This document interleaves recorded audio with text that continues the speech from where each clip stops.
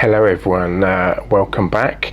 I hope you're keeping well. The weather's changed here in the UK. It's a bit dodgy today and yesterday and tomorrow, and summer's well and truly over, I'm afraid. So okay, let's cut to the chase. So I haven't made a video for this channel for a little while.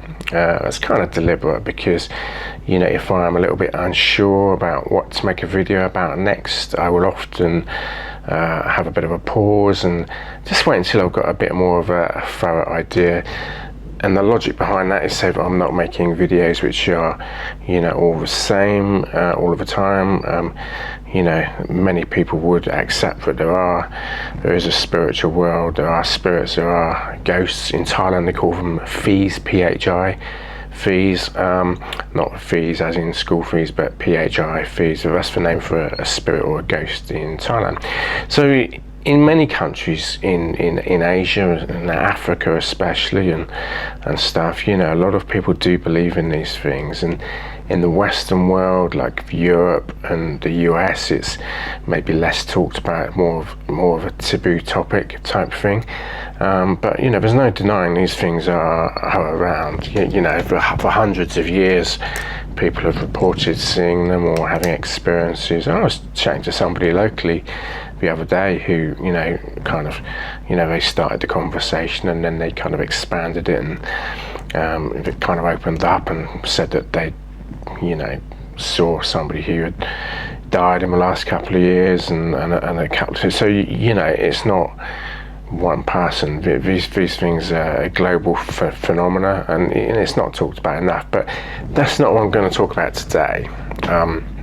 I make a lot of videos about the churches and about the message of Christ and mercy and grace and forgiveness. And it's a horrible world we live in. It really is. There's what happens in the spiritual realm transcends down to the physical realm, i.e. earth, and as I said, it's a horrible world. Everyone's blaming everybody for everything, trying to get revenge for everything, and everyone's out for themselves. And quite often people don't realize that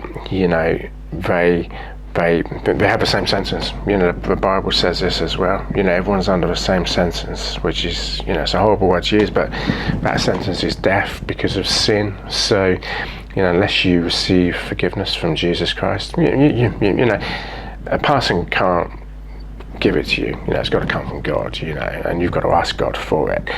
But everyone, look, the Bible makes it clear. From birth, everyone's born into sin, whether they realize it or not, and everyone's under the same sentence, whether they realize it or not. To be free from that sentence, you need to receive full and total forgiveness from God, from Jesus, through Jesus Christ, and that that offer is open to everybody.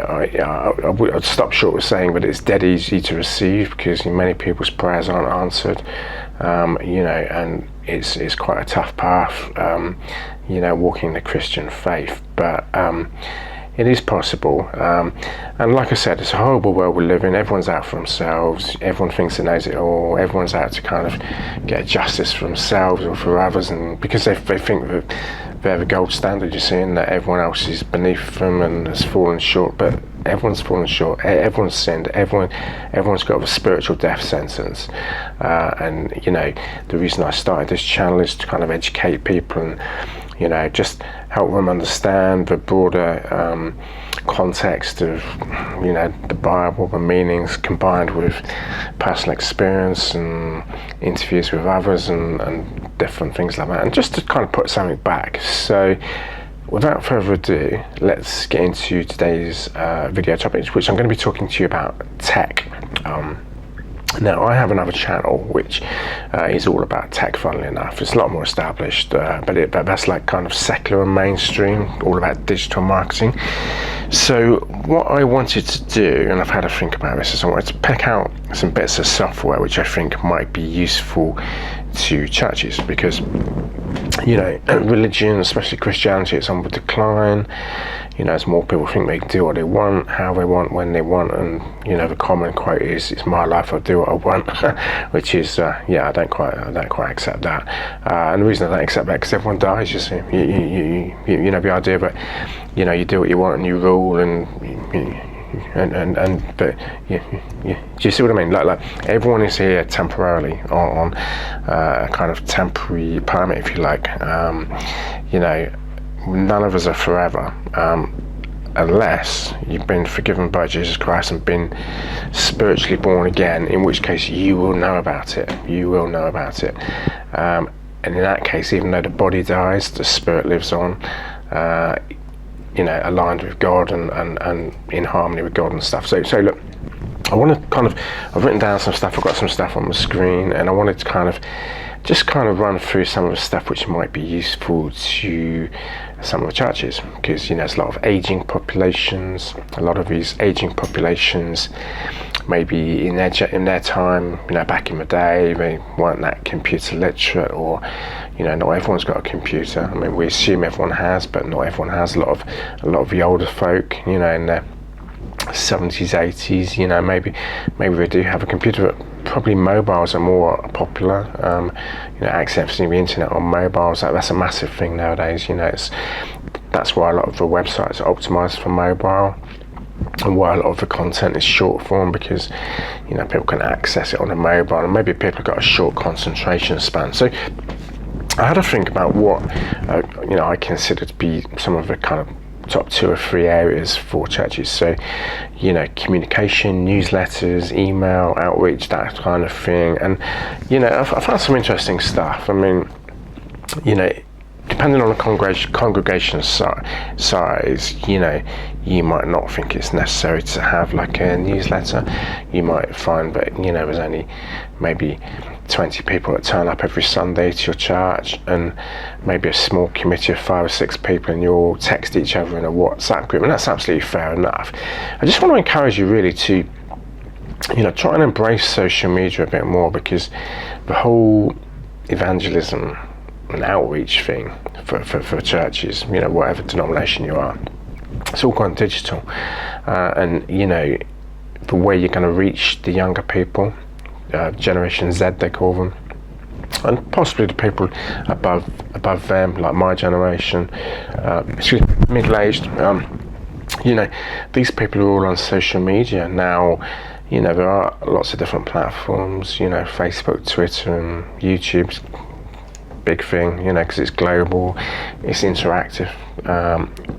People feel part of a conversation because they're in the room, they can hear you speak, they can hear how you come across, and YouTube's really good for that. And it is worth investing in, like if you're a church, maybe a video camera. You're probably looking at £500, to be honest, for something. If you pick up something half decent, even reconditioned, £500-600. Let's go with 500 quid. And kind of nominating somebody to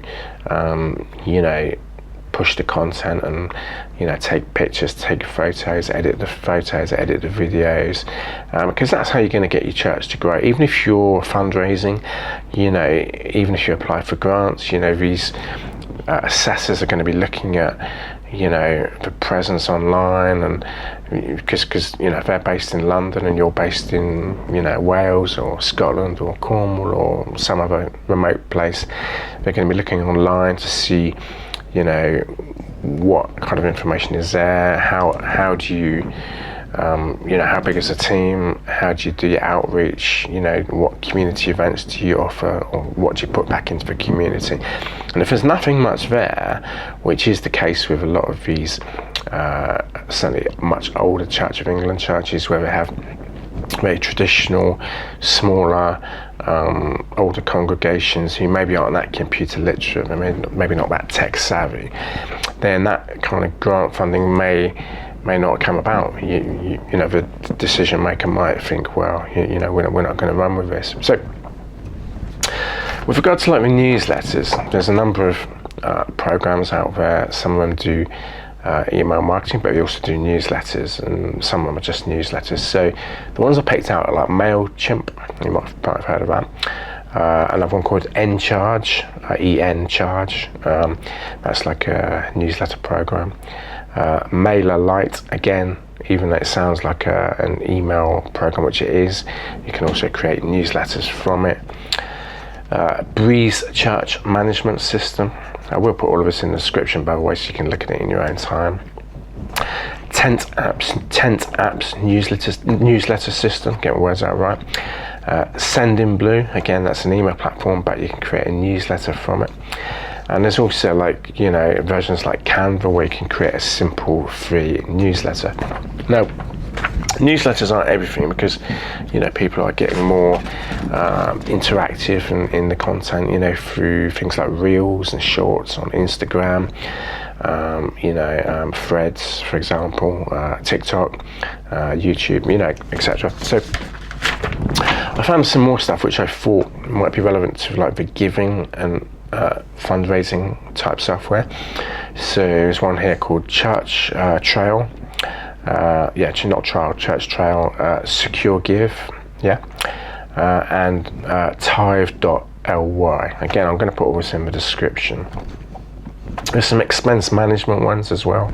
So, if you've got like a slightly larger church with, a lot of different fundraising and money coming into the church, maybe through a bookshop, maybe through a cafe, maybe through sponsored activities or ticketed events and stuff, and you got different teams, and you need a way to bring all that kind of expense management together. Then there's some other software called Breeze, Faith Teams, AppLos, APLOS, another one called Realm, for things like content, which could basically, I looked at some of these, and some of them have kind of libraries of church related content, which you can edit and use different templates and stuff. So one of them was called Brilliant Directories.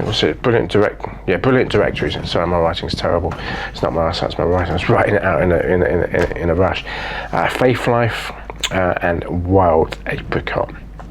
We'll put that in the description, and I'll also put in the description another link, which is a kind of hosted PDF in the cloud, so to speak, with a much broader list of software as a service platforms and various things like content management systems and CRMs and a whole multitude of stuff.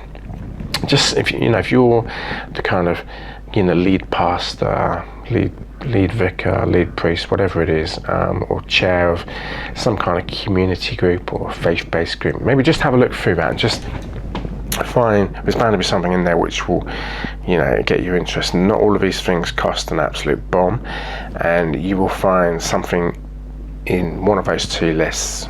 One's specifically about church software, although that's a very small list, by the way. I could have really gone to town and made a massive list, but there's lots of stuff out there, and I just encourage you to just kind of instead of trying to put this across in a nice way, instead of maybe doing what you do, which is just to kind of run a coffee morning for the local people, and just kind of stick with the status quo. Maybe look at trying to recruit somebody or one of the younger members of a population. There must be somebody in there who's kind of middle-aged or 40s or 50s or something. Try and recruit them on a kind of part-time voluntary basis as the media and content creation person, and get them involved in putting some of this stuff on different platforms. Now, it can still be done in a way that doesn't invade people's privacy, so maybe you're just filming the person who's leading the service, or there's different ways to do it. You can cartoonize it, you can use avatars, you can maybe just have a podcast, so you can actually hear the person who people can click on a link, they can hear who's speaking, but maybe they don't have to see their face.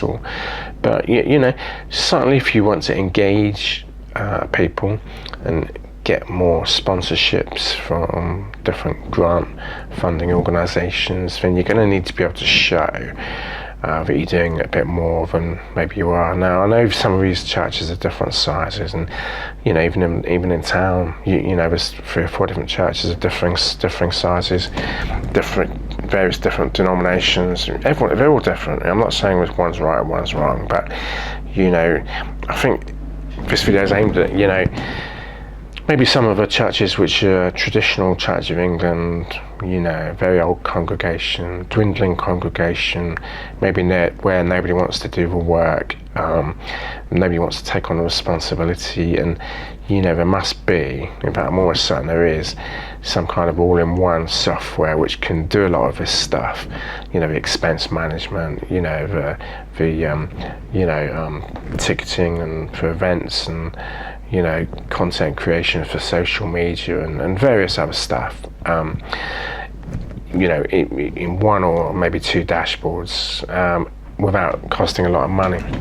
Everything's going digital. If you look at what's happening in the secular world, with the way everything's going into the cloud means the internet, by the way. Things like driving licenses, health records. I mean, the government talking about digital ID. I personally don't think it's ever going to get through. There's been 3 million people have signed a protest against it for it to be debated in Parliament, and all the other parties are against it. And although, it's not a political video, but although the current government have got enough numbers to get it through, I don't think it will withstand the next election. I really don't. Anyway, so look. Just have a look through. I'll put all of this stuff I've mentioned in the description in a nice, easy to understand way. And when you get a moment, just have a look through, and maybe what I'll also do is maybe put some links to some social media platforms which I think may be quite good for a church with an aging population, to try and show that they're still relevant in today's society, because even though these congregations are old in some of these churches, the word of God doesn't change. People still die. God's the laws of God and heaven and stuff are still the same, and it is a difficult world we live in, as I say. Everyone's out for themselves. Everyone's out to make everyone else pay for their sin, without realizing that their own sin is just as bad or even worse. And everyone's got a different view on this, but this stuff about transgenderism and stuff, I don't agree with that, to be honest. I know God doesn't agree with it as well. Of course God still loves these people. He still wants them to turn from sin, but that's not the original divine design. That's not the intended purpose for the seed to be wasted like that, and perverse and twisted and stuff. But we live in a world where everyone just wants fun and thrills, and people having extramarital affairs left, right and centre, as if it's normal, and it's not. Anyway, that's another conversation. So I'll put all this stuff in the description for you. Thank you for sitting through the video and watching it. I made it with you in mind. So, as I said, the reason behind this channel is just to try and give something back and attack stuff from different angles, rather than just putting out this. You can put out the same message and come at it from a different way. So maybe one of the videos I would do in the future is about some of the how some of the kind of Asian civilizations take the belief in the spiritual world a lot more seriously, compared with the people in the West who think it's a load of nonsense, largely speaking. That would be an interesting video to make. I'm always looking for new angles and new content, and of course I do try and definitely all tie it back into God, to Christianity, to Jesus Christ, Father, Son, Holy Spirit. But I do believe there are different ways of broaching the subjects, rather than just carrying straight into some kind of sermon or something and saying the same message over and over again. There's different angles to come at it, and to get people thinking and stuff. So look, I'm going to wrap up there. Thank you for your time. Have a great rest of the week. What is it today? Friday, Thursday, Friday. Yeah, the week goes quick, doesn't it? So, yeah, gosh. So look, we're nearly at the end of the week. Have a good weekend. And yeah, I'll make another video soon. So take care, and I'll see you soon.